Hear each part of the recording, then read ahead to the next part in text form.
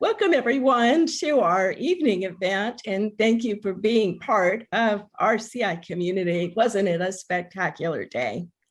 So what we'd like you to do now is grab your family, including your children, and stay around for an entertaining intermezzo with Richard Rhode, musician, CI recipient, and advocate for cochlear implants. Richard also received our Advocate of the Year award this year. Richard is an inductee into the Rhode Island Music Hall of Fame, and he's going to entertain us for the next 30 minutes with Embracing Your Inner Distortion. Richard was playing clubs in his hometown in Rhode Island even before he had a driver's license, and his parents would drop him and his brother off for gigs. Richard, they must have been pretty cool parents. He assures us it was weekends only. His music career included playing Hammond organ with Junior Walker and the All-Stars and many other R&B, blues, and rock and roll artists. Richard, over to you. Thanks, Donna. You're an angel. All of you today. I was so impressed with the programs. Fantastic stuff. And I want to thank you for zooming in, which is a sentence I never thought I'd say until we had flying cars, but thank you for zooming in. Let's see here. It's a privilege to have you come into my home without having to vacuum. And 2 years ago, I played at least 100 gigs. I went over to Europe. I went to weddings and conventions, and I never thought I'd have to say, gee, I wonder if I'll ever get to do this again. Here we are. Here's what it felt like. Oh, the sad strings, but I know. We're going to get to shake hands with strangers and hug our old pals again one of these days, probably next year in DC. Let's hope so. So rather than go through a lot of the stories that I've told so many times that so many of you have probably heard about my activation day and stuff, I mean, I'm happy to do that some other time. What I did was I just wrote down some sounds that I make with this digital sampler and figured you might be interested in hearing what they sound like to me and how I change them and tweak them, especially if I'm playing in a band. I'll change them so that they sound a little better, so that I'll hear myself better. So here's a piano. Hopefully that's not too loud or too soft. Middle C, that's where it all starts.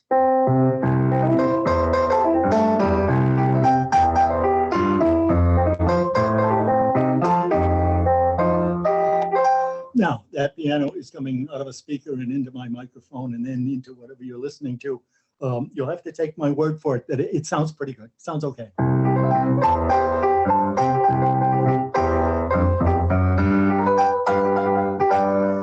But if I'm playing with a band, rather than that piano, I'll use an upright piano. It's a subtle difference. It's a little out of tune.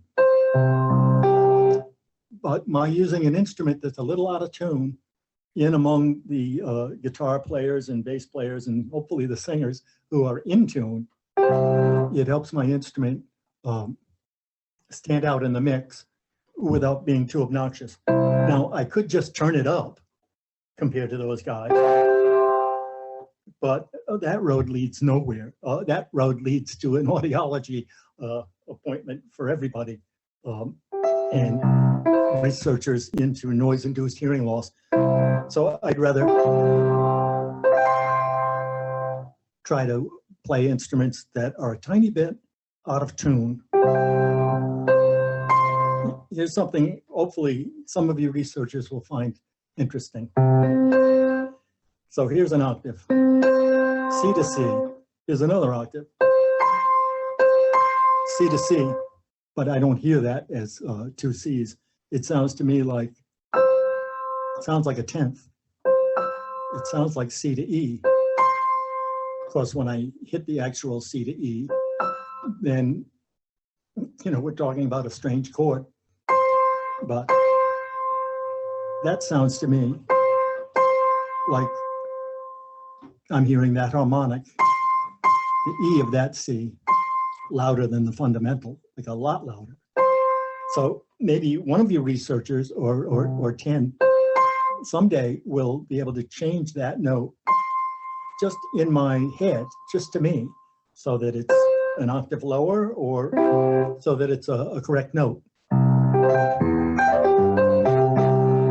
But the out of tuneness, it kind of fits with rock and roll.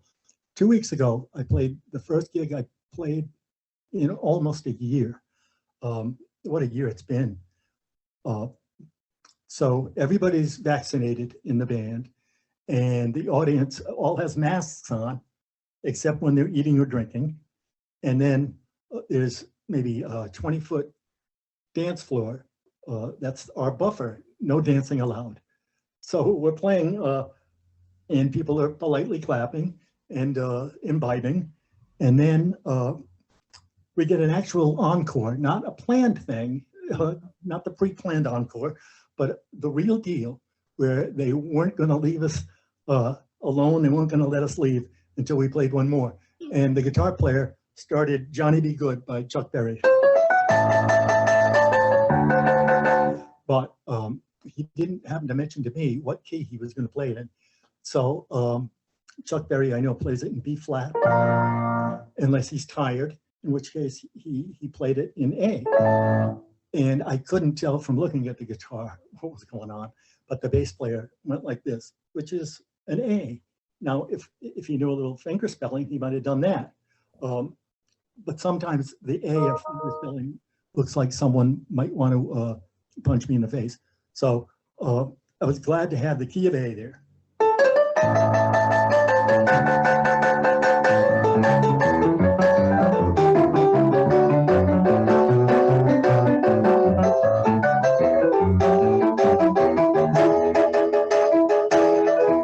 So we get about that far into the song when the owner of this place comes running out.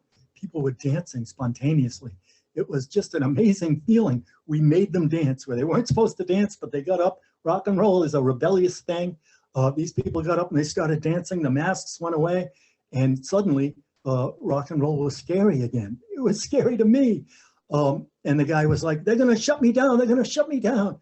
And I'm thinking to myself, who's going to shut them down? Like, the police are going to come in and shut us down for dancing. But at the same time, they had to stop. It was scary. We live in strange times. And here's a strange sounding piano called a saloon upright.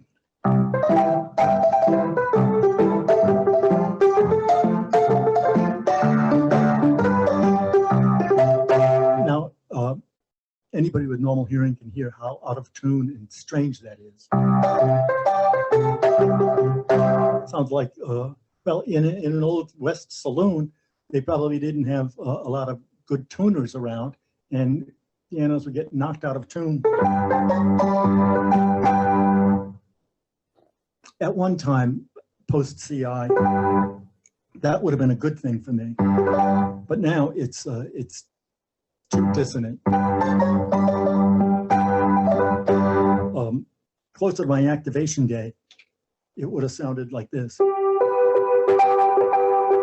I'll turn it down a little, but the distortion I'm turning up.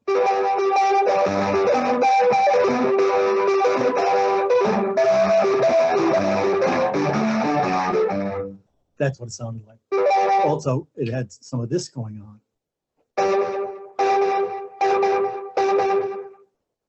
Crosstalk between the electrodes.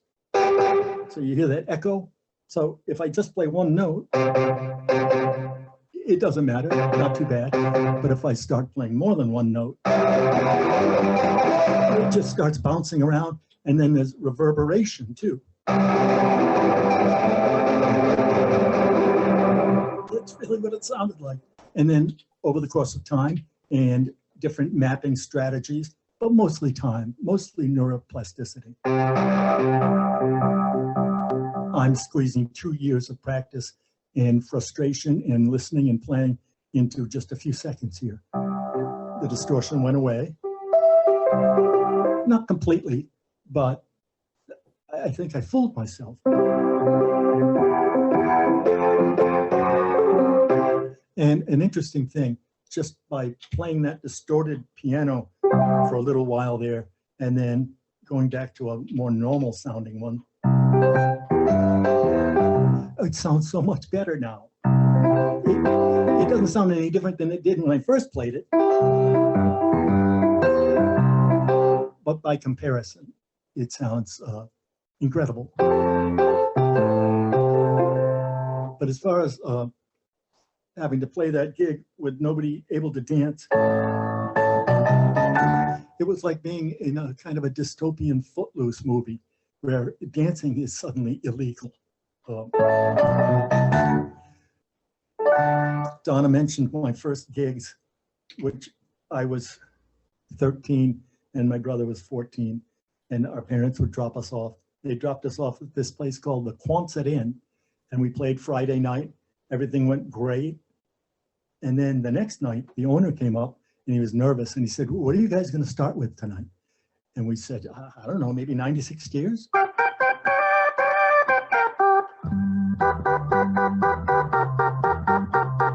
And he said, no, that's no rock and roll.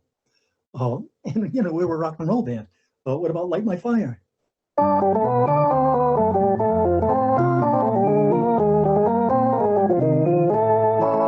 We said, especially not Light My Fire, not Knock on Wood. So finally, we put our heads together and he wanted something mellow. What did we come up with? It was, I need to find another sound here. I'm looking.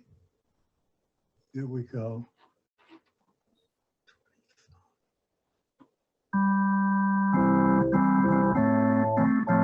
We played I Will by the Beatles. Who knows how long I'll love you? I can't sing in tune. Here's the weird thing that happened. I'm 13 years old. We're playing in a nightclub. And the first note of the first song, the place erupted in violence. There must have been some agreement between the sailors and the townies. When the band starts playing, we're going to get you guys. So the owner had told us the night before, no matter what happens, don't stop playing. Never stop playing. So we're playing this nice little mellow song. And meanwhile, like something out of a crazy cartoon, insanity was going on all around us. But we just kept going. And in 2 minutes, the place was completely empty. And the owner, with his wig half on, comes up to the band and he's yelling while we're still playing. He's yelling, "Who's going to pay for this? Who's going to pay for this?"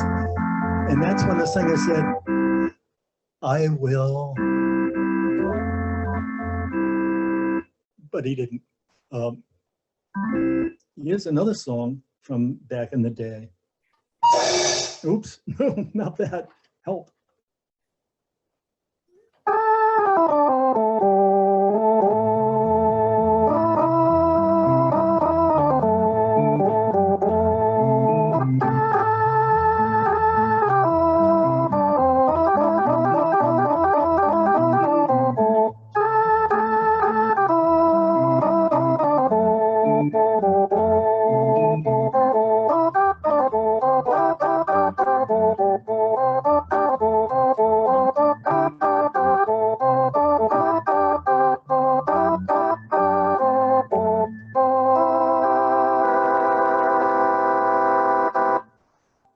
That's called The House of the Rising Sun. Some of you are familiar with it. The nuns wouldn't let me play that in Catholic school. I knew better than to ask why. It's a family show. But when I play that organ, it's very plain.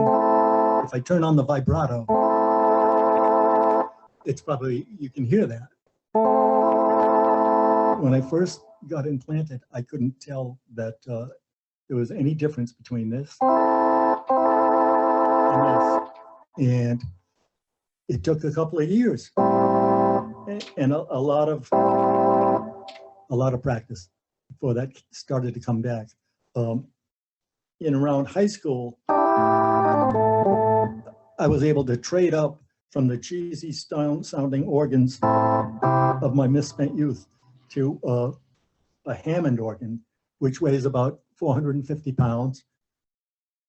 And I moved one into my dorm room when I was a freshman in college, where the desk was supposed to be. I had a Hammond organ.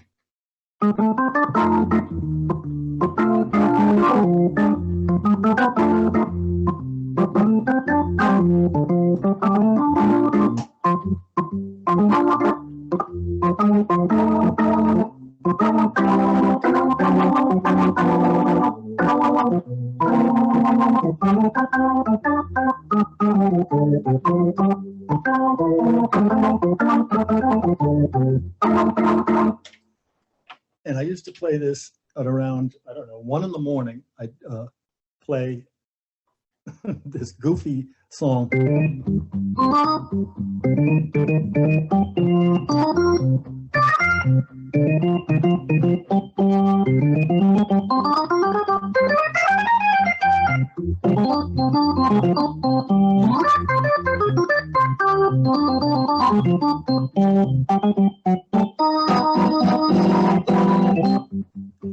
And my dorm mates didn't like me much, I don't think.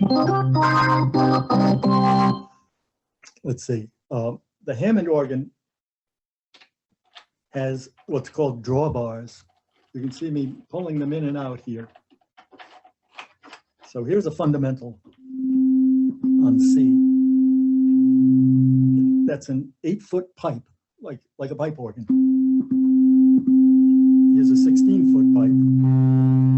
So a couple of octaves below that. Another one. That's a 4-foot pipe. Those are all fundamental tones. And here's some harmonics.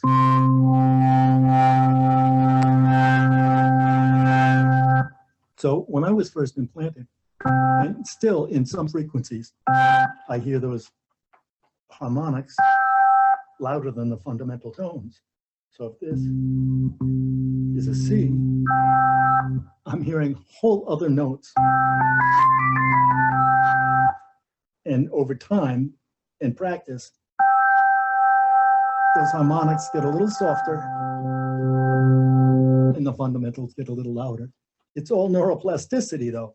I haven't had that many remappings that actually changed the tonality of music. I asked them to turn it down. I use my remote here, and when I'm playing a gig, I turn my CI down so that I can handle the volume of a band. Let's see, a couple of weeks ago, a guy died named Mike Mitchell, and he was in a band called the Kingsmen. He was the guitar player who played Louie Louie, which in my memory sounded like this.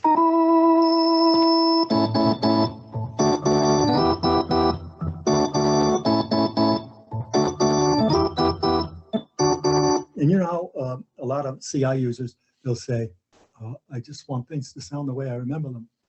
And that's the way Louie Louie sounds in my memory. But when that guitar player died, I looked up Louie Louie, and it turns out I was remembering it wrong. It sounds like this.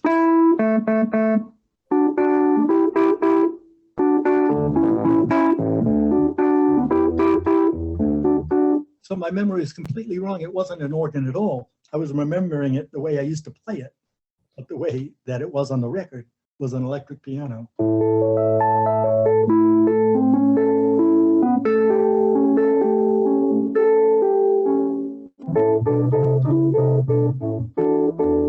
Now, here's probably the most important thing I'll say all day, and I know I've set a low bar so far.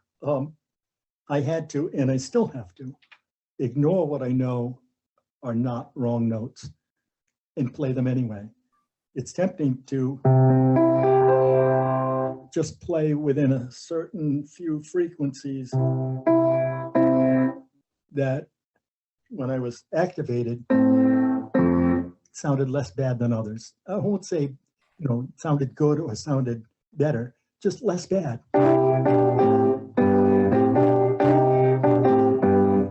But by playing up here, where the so-called wrong notes are, it feels okay now. A guitarist asked me to play a riff, some song he'd written, and he showed me what he wanted me to play, and it was something like, so I said, you mean, I got the rhythm of the thing, and I even got the intervals, but I was playing it in the wrong key. And back then I was afraid of admitting the extent of my limitations, as if owning up to that challenge would, impede further progress or something. It was just that residual insecurity that so many hard of hearing people walk around with, whether they've had their ears fixed or not. So I did what I should have done right from the beginning. I asked them to play it 2 octaves lower. And then I could play it because I could hear it. And then I transposed it up to where he wanted it.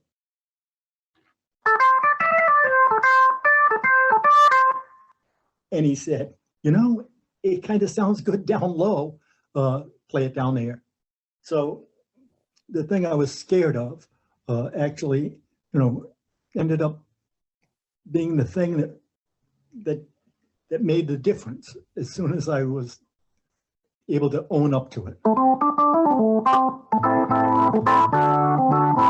And I find that a lot with CI music.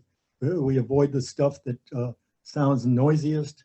And then if we kind of break through that barrier, we'll, Hey, honey. There's stuff on the other side for us.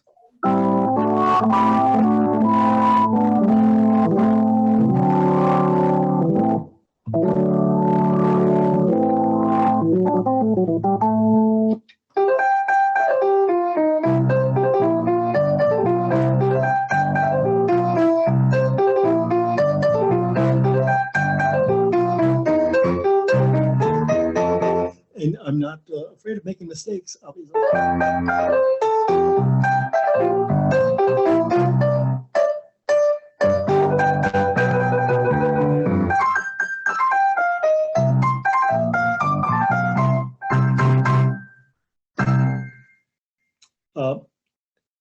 Again, I have to congratulate Donna and the ACIA for just doing a great job today. I know tomorrow is going to be just as great. And thanks to all of you folks who are doing the research. I don't like to think about what my life would have been like if I hadn't got my CI. I mean, I take a lighthearted approach, sure, but when I was deaf, it wasn't light, it was dark, it wasn't light, it was heavy. So to all you anxious parents, you're doing the right thing with the CI. And to all your researchers, thanks so much. Someday, maybe one of you will let me play the electrodes like an instrument from a keyboard. That's right, I'm willing to play the electrodes. I'll sign a waiver for the FDA. But in the meantime, I'm going to hand it back to Donna now and say thanks again.